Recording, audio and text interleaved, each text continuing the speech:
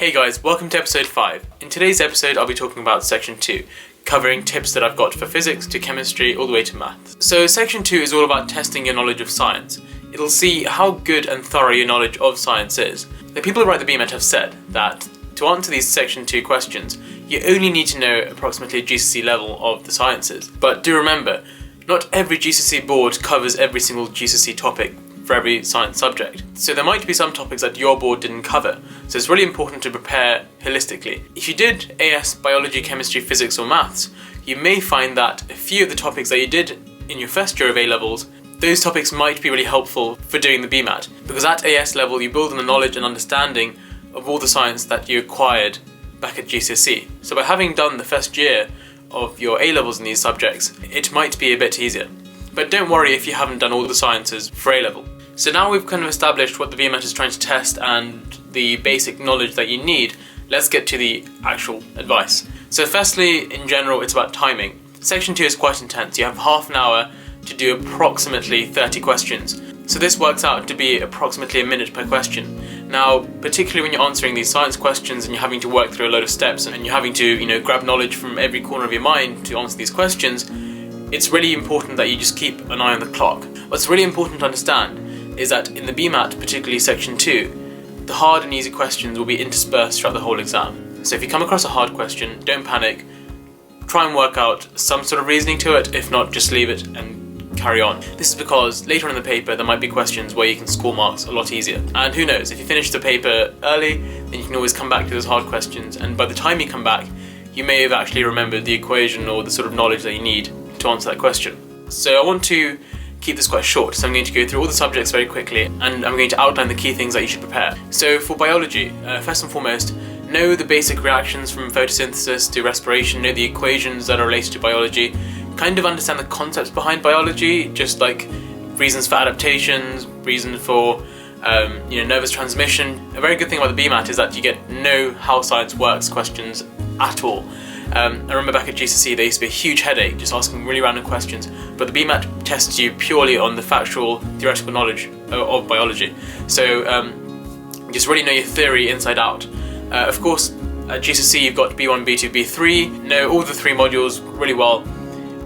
I recommend getting maybe revision guides and just flicking through them and just making sure you know all of them. There's a CGP guide that's online, that's free, that you can use. It's got a lot of detail. So moving on to chemistry quickly, make sure you're very comfortable with all the mathsy parts of chemistry. Make sure you know the obvious things, for example, you know what the definition of mass number is, atomic structure and all of those things. But also know everything about the types of bonding that are present. And lastly, make sure you're good at calculations. So in terms of like the equations, concentrations, mass, working out the number of moles, know all of these things because they can ask you to apply these in the exam. Now you will be required to have a decent understanding of stoichiochemistry, which means the mathematical part of chemistry, so make sure you're comfortable with this. A key question that comes up every year is balancing equations, so make sure you're really comfortable with that. A key tip that I've got is for each side of the equation, just write out each individual sort of element that's there, so calcium, potassium, sodium, chloride or whatever, and then write that same sort of list on the other side and make sure you've got the same number of atoms on both sides of the equation. Now if you count 2 or 3 times and every single individual atom balances, then it's fine. Make sure you actually count for every single element. Don't just balance 3 out of the 4 elements and then think, oh yeah, it should be balanced, It might not always work. Another important calculation for chemistry is working out the empirical formula.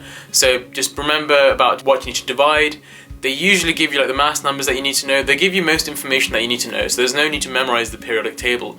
But make sure you memorize the trends of the periodic table. For example, group 1, group 2, the halogens, the noble gases, how they're really unreactive. Just know of all these different properties that different elements have. In terms of physics, again, just know the basic principles, know the 3 Newtonian laws, think about the gradients of graphs and how you can extrapolate information about that, know everything about the properties of waves, EM waves, sound waves, and how they travel, refraction, diffraction. What I did back when I was revising was I wrote a whole list of formulas that I might need to know or be comfortable with when I was approaching section 2 of the BMAT.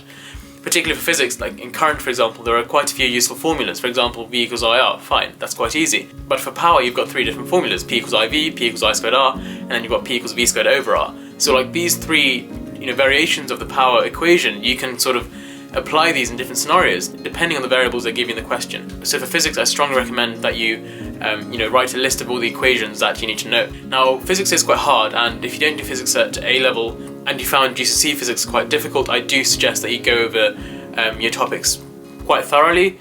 There are lots of tutorials on YouTube just by different channels, and they explain topics quite well. So if you don't understand anything, just quickly search it up and try and get a rough understanding of it. For physics, diagrams are so useful, so make sure you look at that. Now, for most of the questions in the BMAT to do with physics, you can most often use like a formula if you know one and sort of get through the question.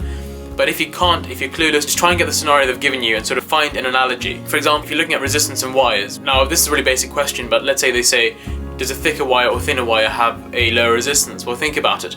If you've got two pipes, a wide pipe and a thin pipe, which one would water flow through most easily? Of course, the thicker pipe. Similar to that, we can extrapolate from that and say, well, a thicker wire will therefore have a lower resistance. Just things like this, can be quite useful for when you get really confused with these physics questions.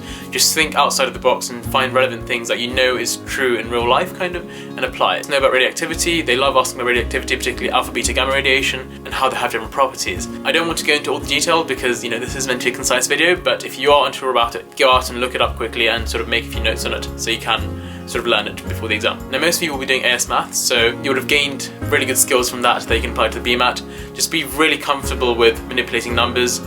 Your mental arithmetic should be quite good by now, and if you are struggling, one of the best things that I recommend is break down big numbers. If you ever get massive numbers, either convert them into standard form and then multiply them, which is really easy. If you're multiplying decimals or dividing decimals, just get rid of the decimals. So let's say you're dividing 35.55 by 1.44, times both by 100, so you get 3,555 divided by 144. As long as you times both numbers by 100, the answer that you get when you long divide these numbers will be the same as if you hadn't done anything. Dividing decimals is really difficult because you'll get all these zeros and it'll get complicated. So try and make these calculations easy for you. A key thing with mathematics that I had a problem with back when I was revising was making silly mistakes. You will 100% make silly mistakes when it comes to maths. So be really stringent when you go from step to step, making sure you write the correct numbers, making sure you write the correct equation. So with section 2, my main tip would be to learn from your mistakes.